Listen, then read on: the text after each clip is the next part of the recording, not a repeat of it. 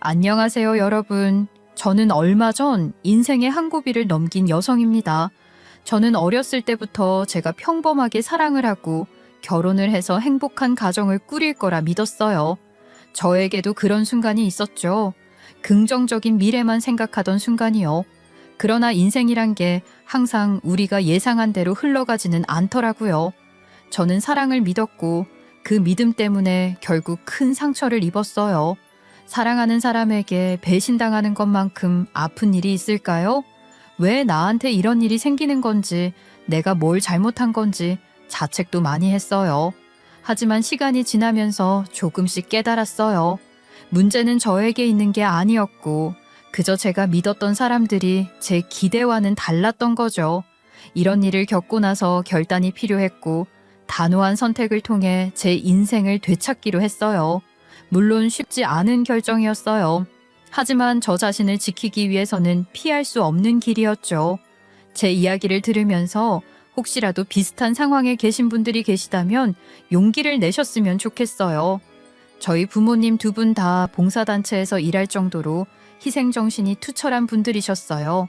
어려운 이웃을 돕는 일에 언제나 앞장서셨죠.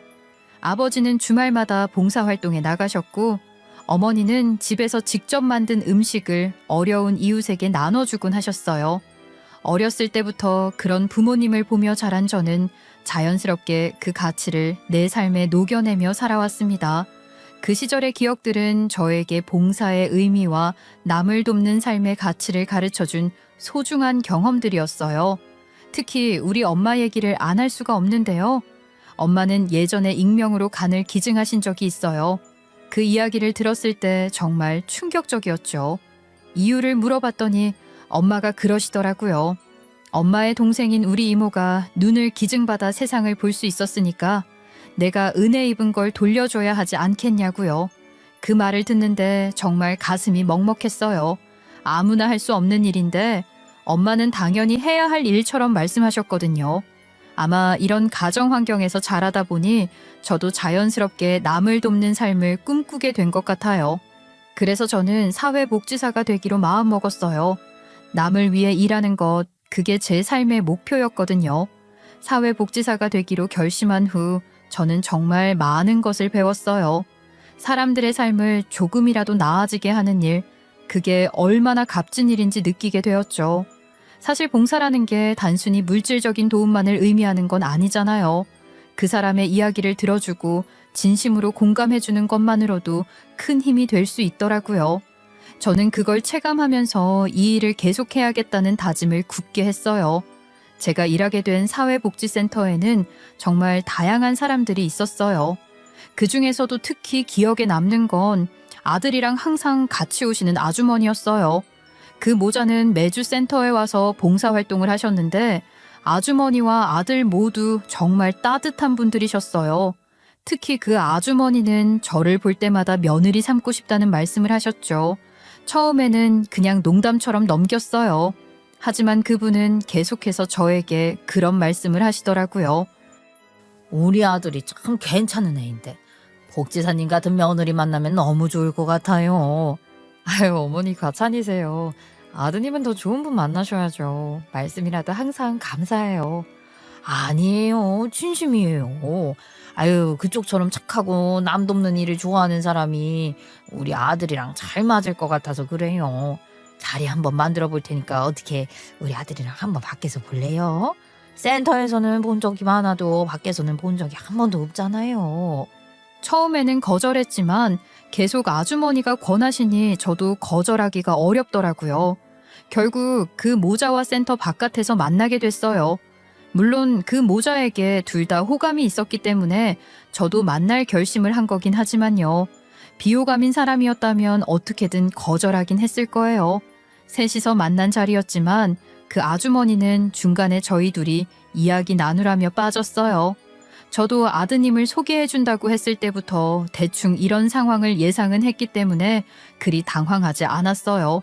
처음에는 둘만 있으니 어색했지만 점점 이야기가 이어지면서 서로에 대해 알아가는 시간이 되었어요. 센터에서는 자주 뵀었는데 이렇게 밖에서 보니까 뭔가 기분이 새롭네요. 그러게요. 되게 신선한 느낌이에요. 이렇게 입으신 거 처음 봐요. 평소보다 더 멋지고 잘생겨 보여요. 아, 감사합니다. 복지사님도 오늘 너무 예쁘세요. 원래도 물론 미인이셨지만 오늘따라 더 예쁜 것 같아요. 그렇게 우리는 센터에서는 나누지 못했던 사적인 이야기들을 많이 나누기 시작했어요. 그동안 알지 못했던 이 남자의 새로운 면모를 알아보는 것이 흥미로웠고, 대화를 나누면서 점점 더 호감이 갔습니다. 생각보다 서로 이야기가 잘 통하고 공통점이 많다는 것을 느끼게 되니 더 가까워지고 싶다는 마음이 생기더라고요. 우리는 그 뒤에도 계속 만남을 이어갔고 자연스럽게 연애를 시작하게 되었어요.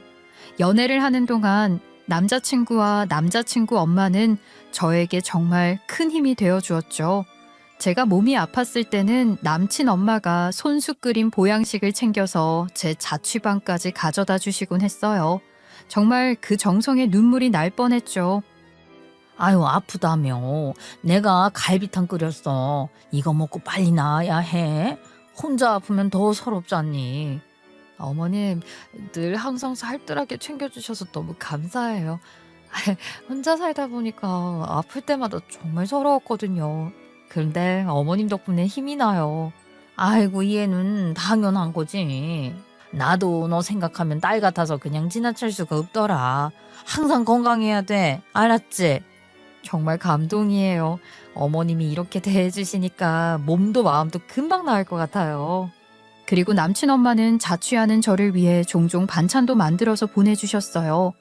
혼자 사는 게 익숙해졌다고 생각했지만 누군가가 이렇게 챙겨준다는 건 정말 특별한 기분이 들더라고요. 남자친구도 저를 정말 많이 챙겨줬어요. 어느 날 제가 점심시간에 남친한테 푸념을 했어요.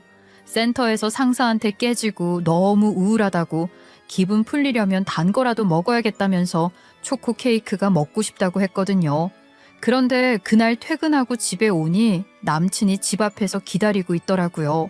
깜짝 놀라서 무슨 일인가 했더니 제가 먹고 싶다고 한 초코 케이크를 사서 기다리고 있었어요.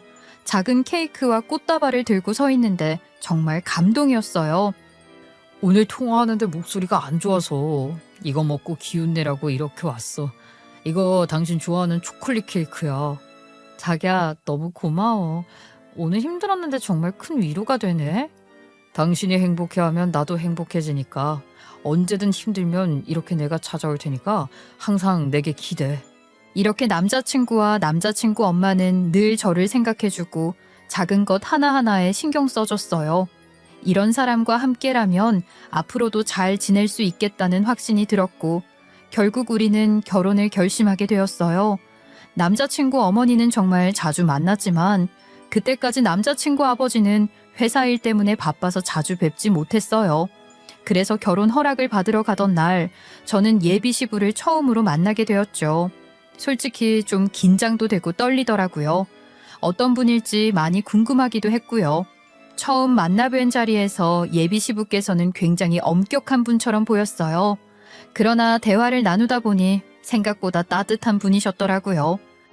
이렇게 직접 만나게 되어서 반갑구먼. 우리 아들이 아가씨 얘기를 많이 하더라고. 아, 네. 저도 많이 들었습니다. 이렇게 뵙게 되어 영광입니다. 우리 아들이 아가씨를 만나고 나서부터 사람이 많이 변했어. 예전에는 언제 저리도 나와 싶었는데 지금은 훨씬 믿음직해졌어. 그렇게 말씀해 주시니 감사해요. 저도요, 아드님 만나고 나서 많이 배웠어요. 서로 도우며 지내는 게 정말 행복한 일이라는 걸 느꼈거든요. 역시 생각이 깊은 처자요. 조신하고 마음씨 고운 게 우리 집안 며느리로 딱이네 딱이야. 우리 아들이 좋은 인연을 만난 것 같아.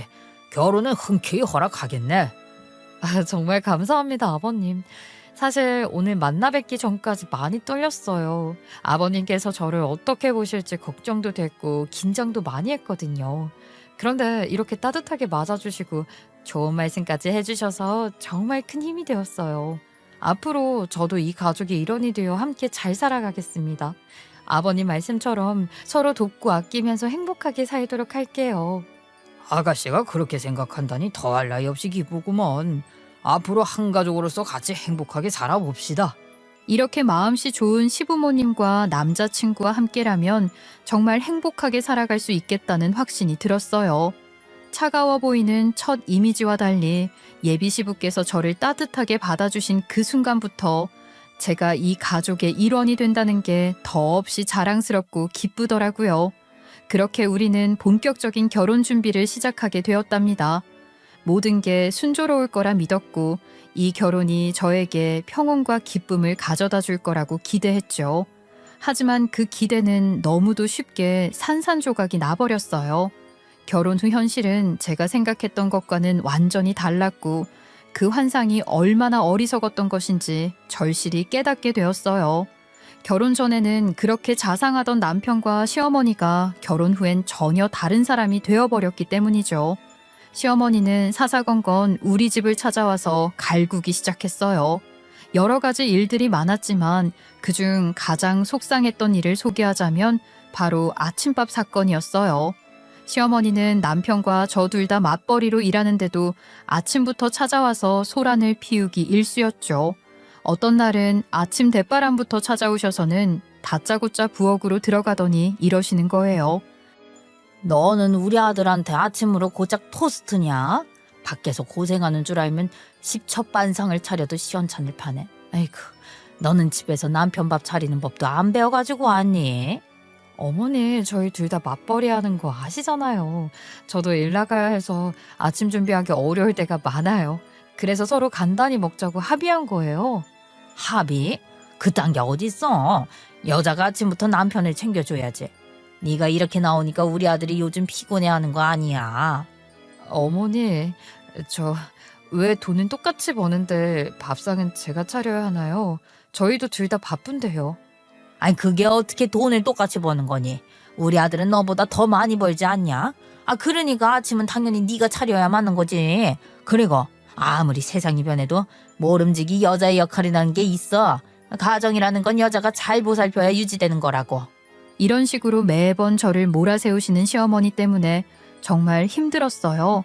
결혼 전에는 저를 딸처럼 대해주시더니 결혼하고 나니 왜 이렇게 태도가 바뀌신 건지 이해할 수가 없었어요. 변하는 건 시어머니뿐만이 아니었어요.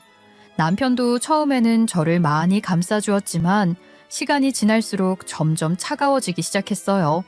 특히 시어머니가 저를 몰아세울 때 남편이 제 편을 들어주기를 기대했는데 오히려 남편은 제게 이렇게 말하더라고요. 엄마가 그렇게 말씀하시는 데는 다 이유가 있어. 당신도 좀 더 노력해보면 안 돼? 아침 정도는 챙겨줄 수 있잖아. 솔직히 난 엄마 말이 아예 틀린 건 아니라고 생각해. 내가 당신보다 일찍 출근하는데 더 늦게 출근하는 당신이 챙겨줄 수도 있는 거잖아. 내가 늦게 출근해봤자 얼마나 더 늦게 출근한다고 그래. 기껏 해봐야 30분 차이잖아. 그리고 왜 이제 와서 말을 바꿔? 우리 둘 다 바쁘니까 서로 이해하고 나눠서 하자고 했던 거 아니었어? 어떻게 부부 사이가 똑같이 반반 이렇게 나눠서 할 수가 있냐?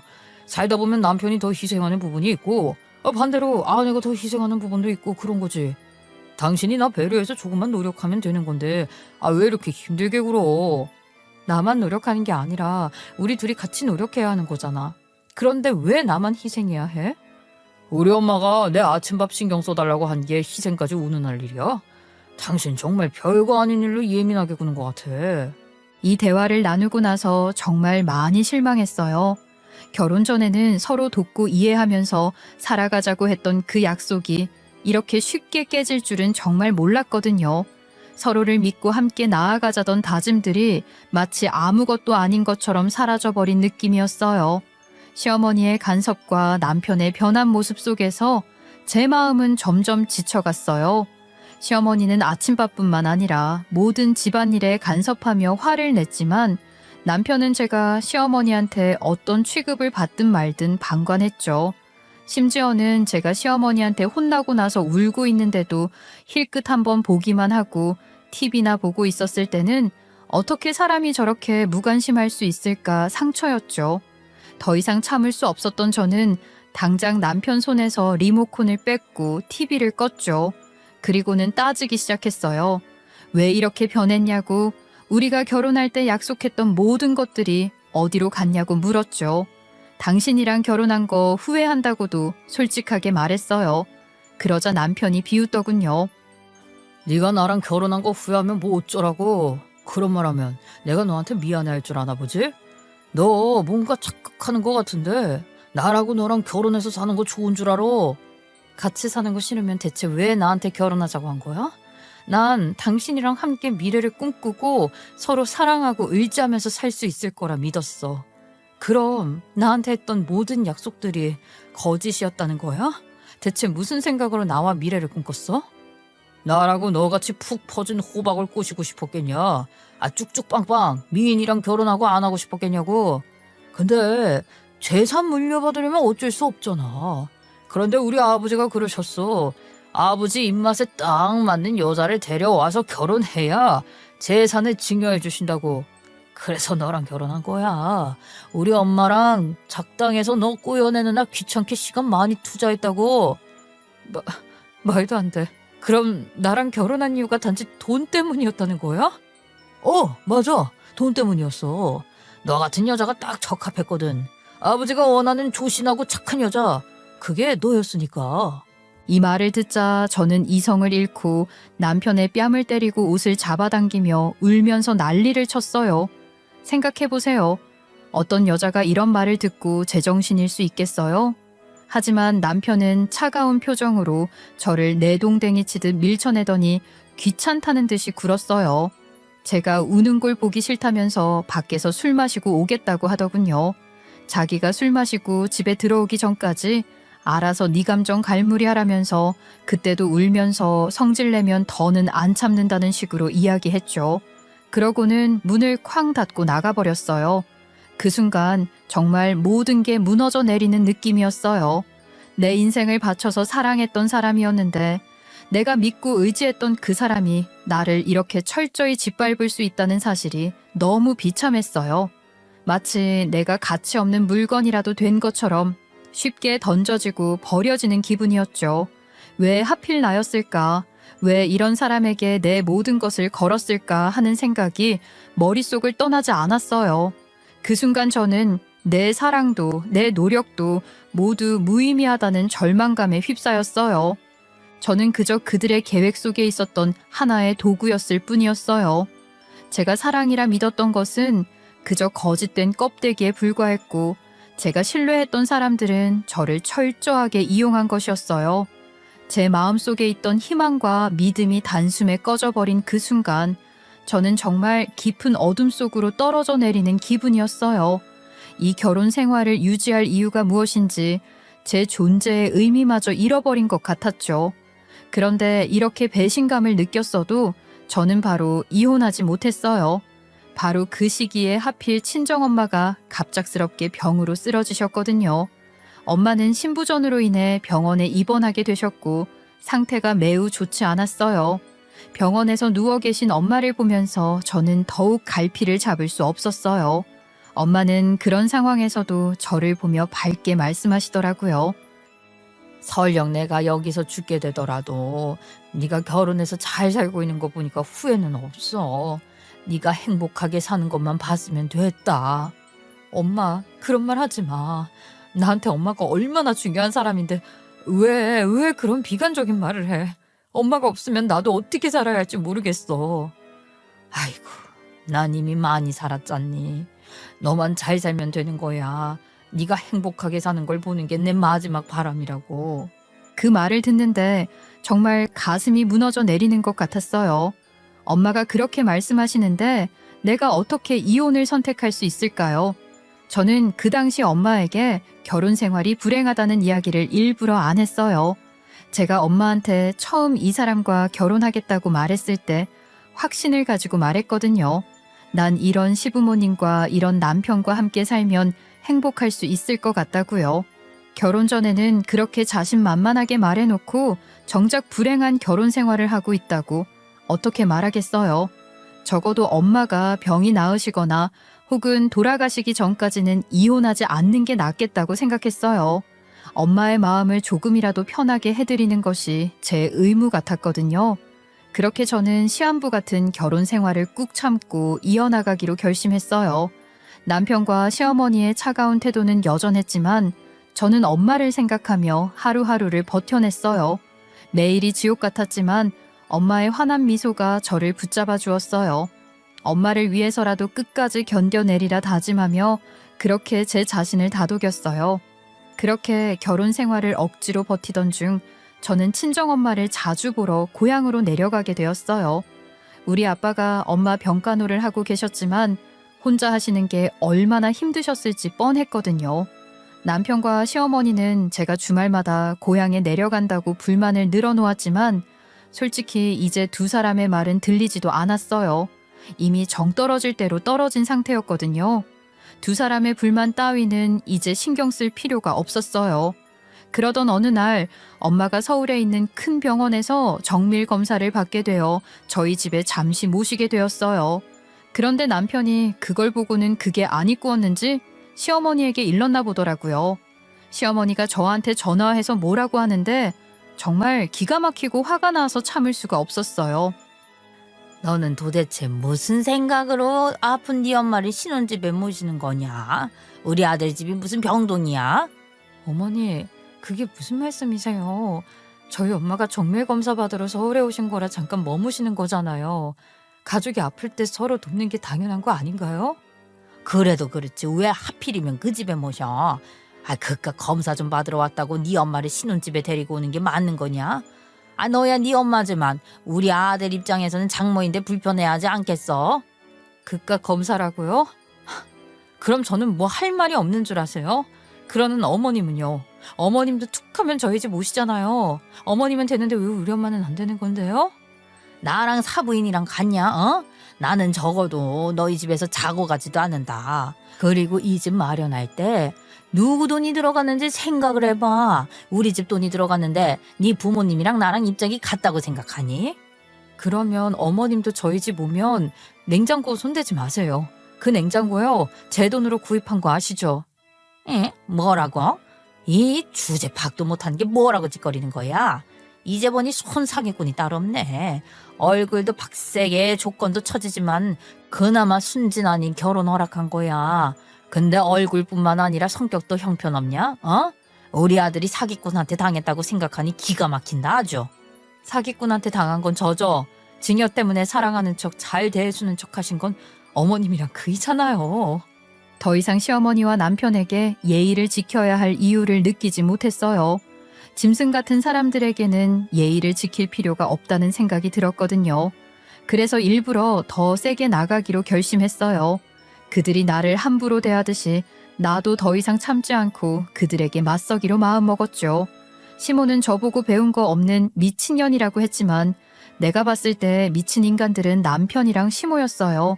엄마는 그 뒤 얼마 후 다시 서울로 올라오셨어요. 서울에 있는 큰 병원에서 다시 검사를 받고 곧 있을 수술을 받기 위해 입원하실 예정이었죠. 이번에는 엄마를 위해 연차까지 내신 아빠도 함께 했죠. 엄마의 입원 전날 부모님이 머물 곳이 필요했기에 저는 우리 집에 모셔왔어요. 남편은 그렇게 잔소리 듣고도 또 데려왔냐면서 이번에야말로 혼쭐을 내주겠다며 바로 시모한테 전화를 걸었어요. 남편의 전화를 받고 바로 달려온 시모는 아예 대놓고 우리 엄마 아빠 옷을 붙들면서 빨리 나가라고 소리치더군요. 그 모습을 보고 열받은 제가 시모에게 일침했어요. 어머님, 우리 엄마 내쫓으실 거면 어머님도 다신 우리 신혼집에 못 오실 줄 아세요. 뭐라고? 내 남편이 돈 보태서 산 집인데 왜 와? 그건 아버님 돈이지 어머님 돈은 한 푼도 안 들어갔잖아요. 땡전 한 푼 안 내셨으니 이제 우리 집에 들어오지 마시라고요. 아이고 네가 정말로 건방지구나. 이제 보니까 너 같은 게 우리 집에 들어온 것부터가 잘못이었어. 엄마 아빠 앞에서 가능하면 시모와 으르렁거리는 모습을 보이고 싶지 않았는데 너무 감정이 치솟으니 참을 수 없더라고요. 엄마 아빠는 제가 시어머니랑 싸우는 모습을 보고 엄청 충격을 받은 듯 해보였어요. 저도 모르게 엄마 아빠를 향한 죄책감과 미안함이 스멀스멀 올라왔죠. 하지만 착한 우리 엄마와 아빠는 싸움을 말리기 위해 시어머니와 남편이 그렇게 모질게 구는데도 괜찮다고 하셨어요. 엄마 아빠는 우리가 머물 곳을 찾아보겠다. 정 안 되면 모텔 같은 곳에 머물고 내일 입원하면 된다는 식으로 말하는데 그 말을 듣는 순간 정말 속상했어요. 왜 이렇게 우리 엄마 아빠는 착하기만 한지 왜 이렇게 자신을 낮추며 죄송해 하셔야 하는지 이해할 수가 없었고 그런 모습이 더 제 마음을 아프게 했어요. 엄마와 아빠는 우리 시모한테 죄송하다고 말씀드리더니 짐을 챙겨 서둘러 집을 떠났어요. 고개를 숙인 채 집을 나서는 모습을 보고 제 마음은 찢어질 것 같았어요. 엄마가 병원에 입원하시고 이틀 뒤 시어머니의 생일이 다가왔지만 이런 일이 있었는데 여러분이라면 챙겨주고 싶겠어요? 시어머니의 생일날 아침 저는 엄마가 계신 병원으로 갔어요. 어차피 주말이라 회사도 가지 않았고 차라리 엄마를 보는 게 낫다고 생각했죠. 그렇게 병원에서 엄마와 시간을 보낸 후 집에 돌아왔을 때 시어머니와 남편, 시아버지가 거실에 앉아 있더라고요. 시어머니의 얼굴은 분노로 가득 차 있었어요. 너 이제 아주 막 가자는 거야? 시애미한테 건방진게 대드는 것도 모자라서 이제 내 생일까지 모른 척해. 생일 축하한다는 문자 한 통조차 없는 거 보고 얼마나 기가 막히던지. 그렇게 네 맘대로 살 거면 나가. 이따위로 행동할 거면 당장 이 집에서 나가라고. 이 신혼집 도로 다시 가져갈라니까. 당신 왜 아무 말도 없어? 우리 엄마가 이렇게 화가 나 있는데 눈 하나 깜빡 안 해? 당장 무릎 꿇고 사과해. 모자란 게 있다고 그렇게 눈을 치켜뜨고 우리 엄마를 쳐다보는 거야. 네가 아주 배짱 좋게 굴어보자고 마음 먹었나 본데 우리도 못 참는다. 남편과 시모는 계속 저를 비난했어요. 하지만 그 사람들이 뭐라 하든 저는 사과할 생각이 없었기 때문에 입을 다물고 있었어요. 그때 이 모든 대화를 듣고 있던 시아버지가 헛기침을 했어요. 시아버지는 시어머니와 남편을 번갈아 노려보시며 말씀하셨어요. 유난 좀 떨지 마. 사부인이 병원에 입원해 계시는데 생일 못 챙길 수도 있는 거지 뭐 그렇게 난리냐. 사부인이 걸린 병이 심각한 거 뻔히 알면서 왜 그래? 당신 정말 너무하는 거야. 가족이 아프면 좀 이해도 해주고 배려도 해주고 그래야지. 당신은 나이가 몇인데 왜 이렇게 포용력이 없어? 지나치게 좀 굴지 좀 마. 여보, 그게 무슨 말씀이세요? 내가 뭘 지나치게 굴었다는 거예요? 저 기생충 같은 년이 우리 아들. 그런데 저 여자가 내 생일도 무시하고 이렇게 나오는데 내가 참으란 말이에요?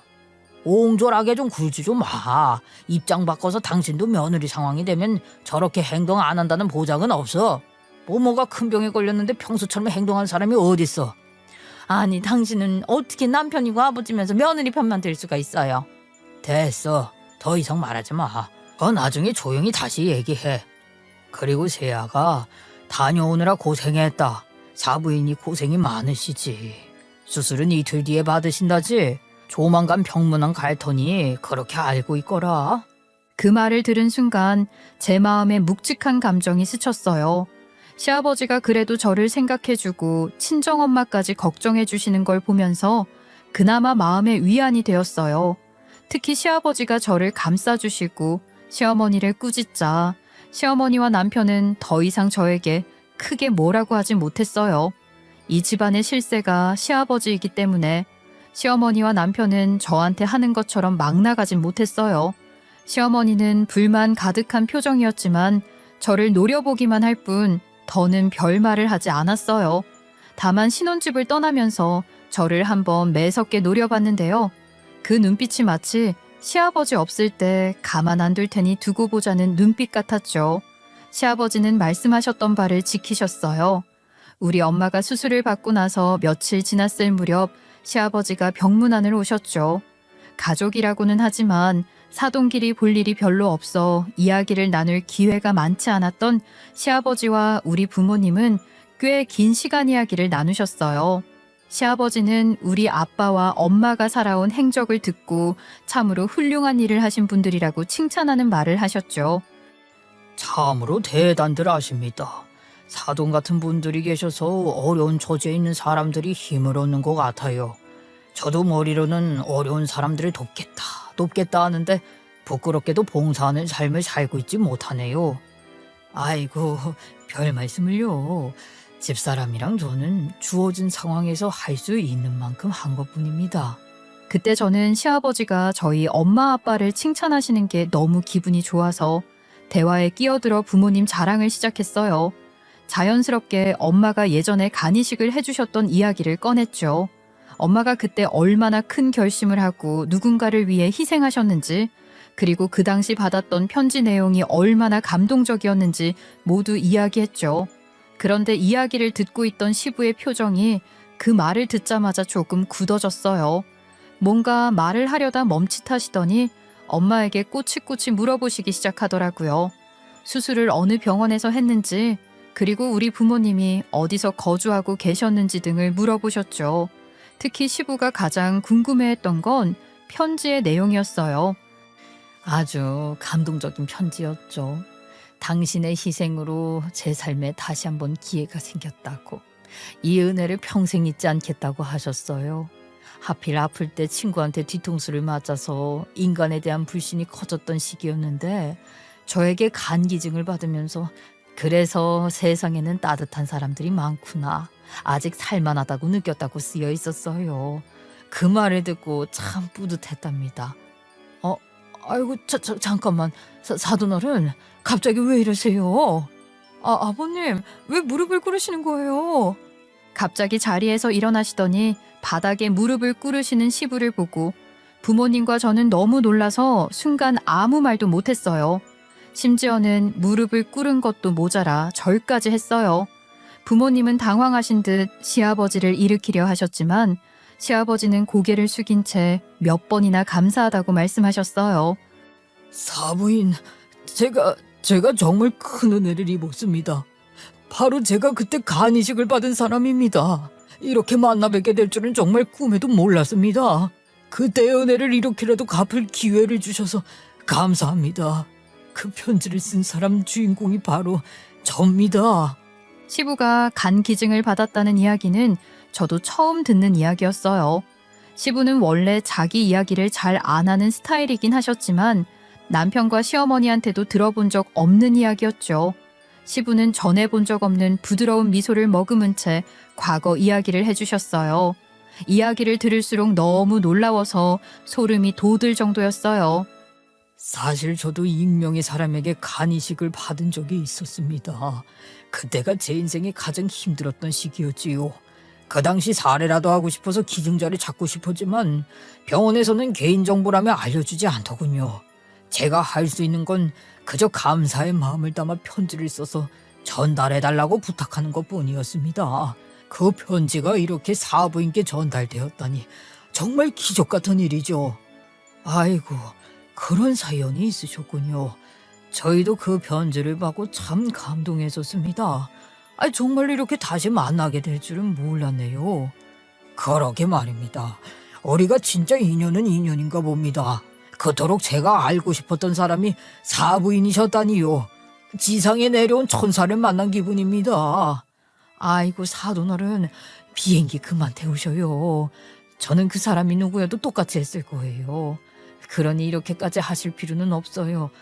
저 일단 제발 바닥에서 일어나 주세요. 제가 사돈어른 윗사람도 아닌데요. 자꾸 이러시면 너무 부담스러워요. 이게 무슨 말씀이십니까? 저에게 새 생명을 주셨는데 그 은혜를 평생 갚기도 부족한 축복을 내려주신 거죠.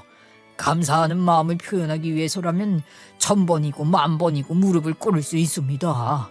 말 나온 김에 말씀드리는 겁니다만 그 은혜에 어떻게든 보답하고 싶습니다. 이번 수술과 관련된 입원비, 병원비는 모두 제가 부담하겠습니다. 제가 받은 생명, 이 은혜를 갚을 수 있는 작은 기회라 생각해 주세요, 사부인. 저희 부모님은 깜짝 놀라서 그렇게까지 안 하셔도 된다고 했지만 우리 시부는 기어이 고집을 꺾지 않았어요. 결국 시부가 병원비를 부담하기로 했고 그 이후에도 셋이서 한참 동안 훈훈한 이야기를 나누었어요.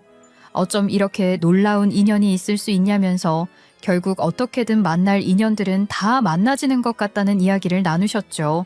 시아버지의 진심 어린 말과 부모님을 향한 따뜻한 마음이 전해지면서 저도 모르게 가슴 한구석이 따뜻해졌어요. 그리고 이젠 저도 시부에게 시모와 남편과 겪고 있는 갈등이 보통이 아니란 걸 밝혀야 될 것 같았어요. 저는 그동안 시모와 남편에게 들은 폭언이 담긴 녹음 파일을 시부에게 보냈고 시아버지는 제가 보낸 녹음 파일을 듣고 극도로 화가 나셨어요. 이 정도일 줄 몰랐던 시부는 그걸 듣자마자 바로 저와 남편을 시댁으로 부르셨고 시어머니까지 모두 모이게 했죠. 분위기는 살얼음판 그 자체였어요. 당신 그리고 준석이너 둘 다 며느리에게 무릎 꿇고 사과해. 아이 뭐라고요? 당신 지금 나한테 무릎 꿇으라고 하는 거예요? 누가 보면 시아버지가 아니라 아주 친아버지인 줄 알겠어요. 당신은 우리 집안 가장이면서 왜 자꾸 며느리 편만 드는 거예요 정말? 당신 뭐 자년한테 뇌물이라도 받았어? 당신이 지금 뭘 모르는 것 같아서 말하는데 며느리는 내 은인의 딸이야. 예전에 내가 간이식 받았던 거 기억하지? 그때 내 생명이 위태로웠을 때 간이식 때문에 간신히 살아났잖아. 그 간을 기증한 사람이 바로 사부인이었다고. 순간 시어머니와 남편의 얼굴이 경악으로 굳어졌어요. 남편은 눈을 크게 뜨고 입을 벌린 채 아무 말도 하지 못했고 얼굴이 하얗게 질려 있더군요. 시어머니는 눈썹이 휘날리도록 인상을 찌푸리며 손까지 떨고 있었어요. 그럼에도 불구하고 얼굴을 굳힌 채 고개를 돌리며 억지로 자신의 감정을 억누르는 듯한 모습이었죠. 빨리 용서를 빌어. 내가 이렇게까지 설명했는데도 무슨 말이 더 필요하겠나. 당장 무릎 꿇고 사과해. 알겠어요 아빠. 고개 숙이면 되는 거죠. 여보 미안해. 진심으로 사과할게. 전혀 미안하지 않은 말투인데 너 이 새끼 반성은 하고 있는 거 맞아? 남편은 똥 씹은 표정으로라도 미안하다고 말하기라도 했지 시어머니는 끝까지 고개를 숙이지 않았어요. 눈에는 핏발이 섰고 입술은 꽉 다문 채 버티고 있었죠. 내가 나보다 한참 어린 며느리한테 고개를 숙여야겠어요? 아니 정말 이해가 안 되네요. 당신은 왜 이렇게 내 체면을 안 지켜주고 나만 망신 주는 거예요? 간이식한 게 뭐 어쩌라고요? 솔직히 결과가 이러니까 감사드리네 어쩌네 하는 거지. 어차피 그 사람이 간이식 안 해줬어도 다른 사람한테 간이식 받을 수도 있는 상황이었다고요. 그게 뭐 대수라고 나한테까지 이러는 거예요? 그러자 시아버지는 얼굴이 새빨개질 정도로 분노한 채 입술을 굳게 다물고 눈에 불꽃이 이는 듯한 표정으로 갑자기 시어머니의 뺨을 세게 때리셨어요. 그리고는 너 같은 여자는 구제도 안 된다면서 눈앞에서 보기 싫으니 당장 시댁을 나가라고 소리를 지르셨죠. 시어머니는 뺨을 맞은 채로 멍한 표정을 지었어요. 저는 그 모습을 보며 아무 말도 하지 않았습니다. 그동안 쌓였던 분노와 억울함이 조금이나마 풀리는 것 같았어요. 하지만 시어머니는 독한 분이었어요. 뺨을 맞고도 고개를 돌리며 시아버지에게 큰 소리쳤죠. 내가 당신이 그렇게 말한다고 못 나갈 줄 아냐. 나중에 나 찾으러 온다고 후회하지 말라고 말하더니 시댁을 나가버리더군요.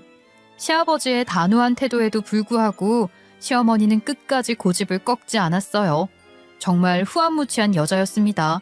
반성이라고는 눈꼽만큼도 없는 사람이라는 게 다시 한번 확실해졌죠. 저렇게 뺨까지 맞고도 자신이 잘못했다는 생각조차 하지 않는 모습에 혀를 찰 수밖에 없었습니다. 그러나 그렇게 자존심 세던 시어머니도 결국 비루한 현실 앞에서는 꺾일 수밖에 없었어요.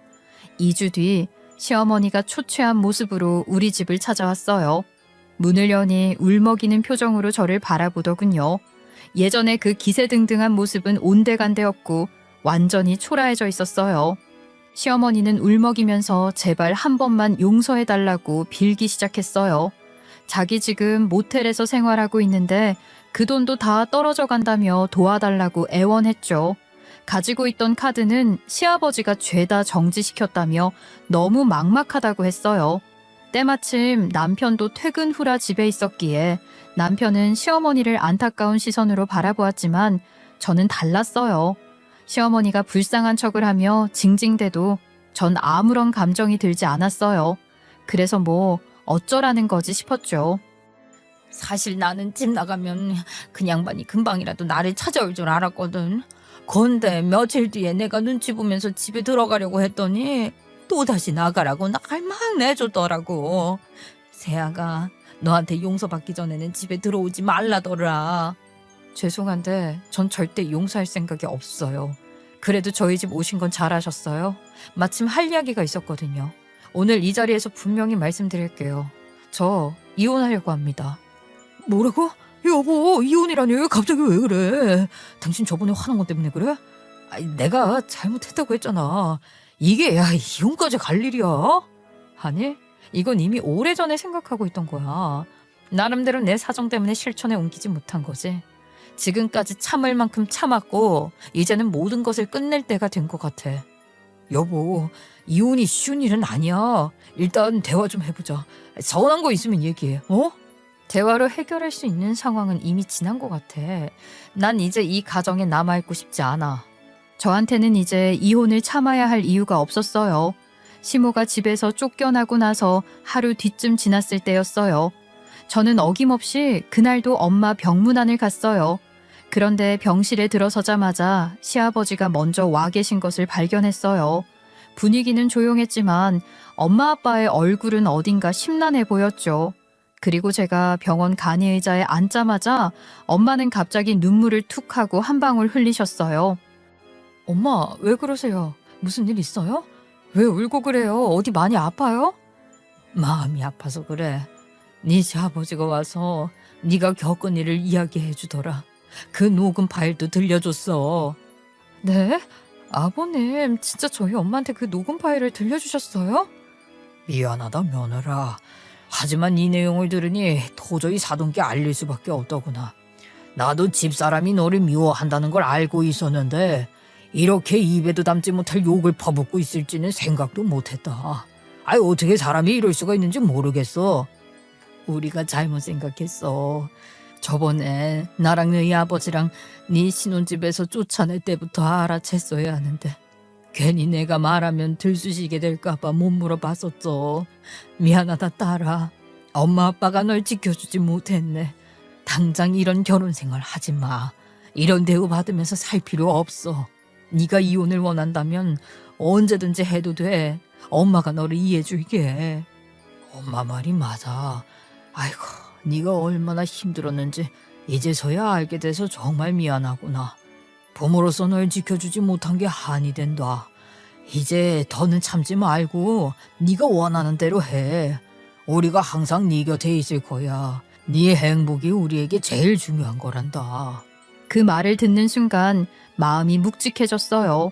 엄마는 항상 저를 지지해 주셨지만 이렇게 직접적으로 이혼을 권하신 건 처음이었거든요.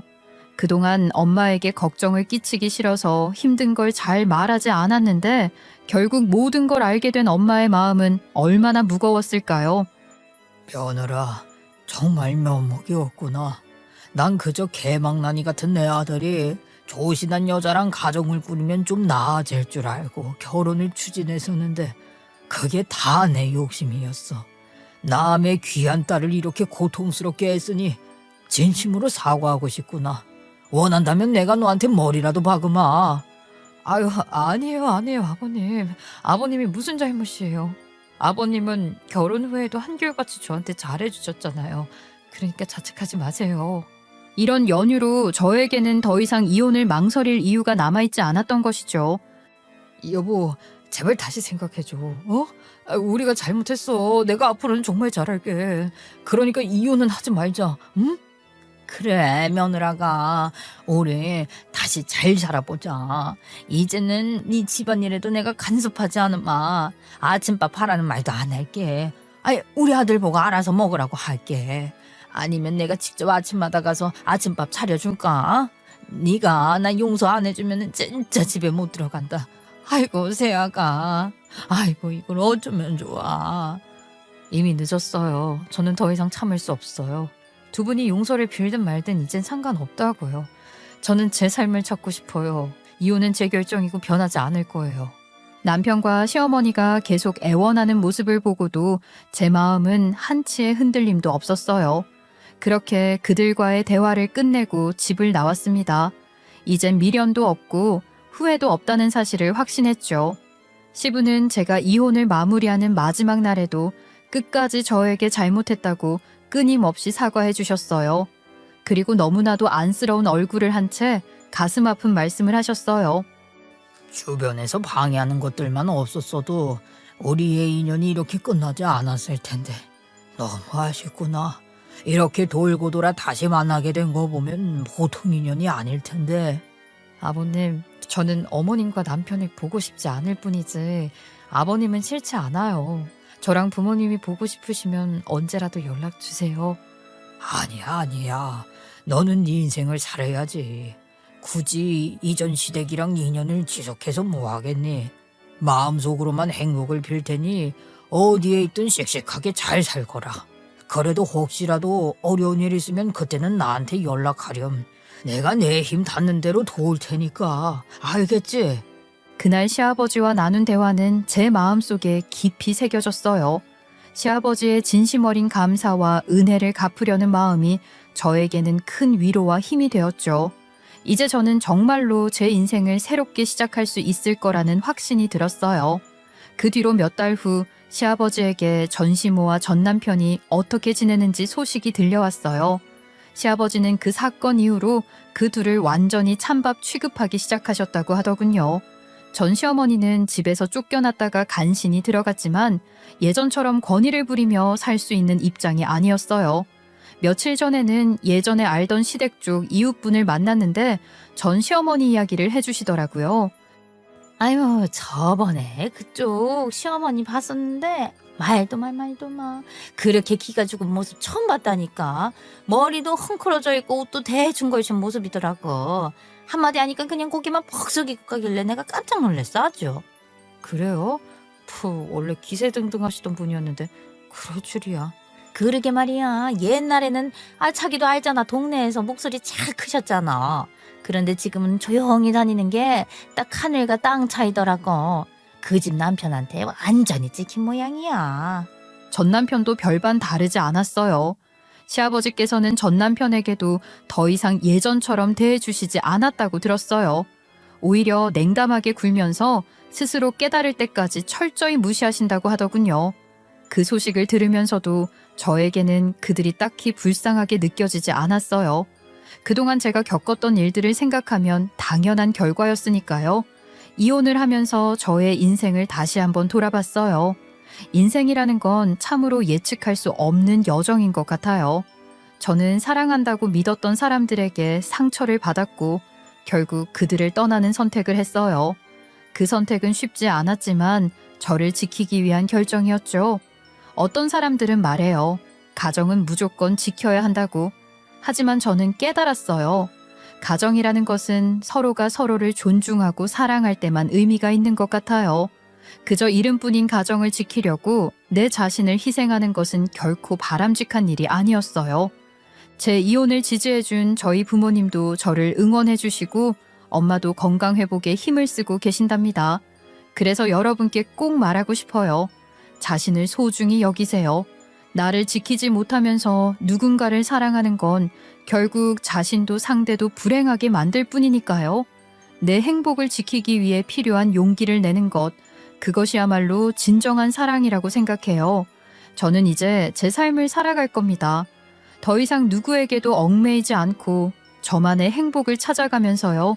그리고 그런 제가 그저 스스로를 사랑하고 진심으로 행복할 수 있는 사람이 되기를 바랄 뿐이에요. 여러분도 부디 본인의 행복을 위해 용기 내길 바랍니다. 그게 얼마나 어려운 일이든 결코 포기하지 말고요.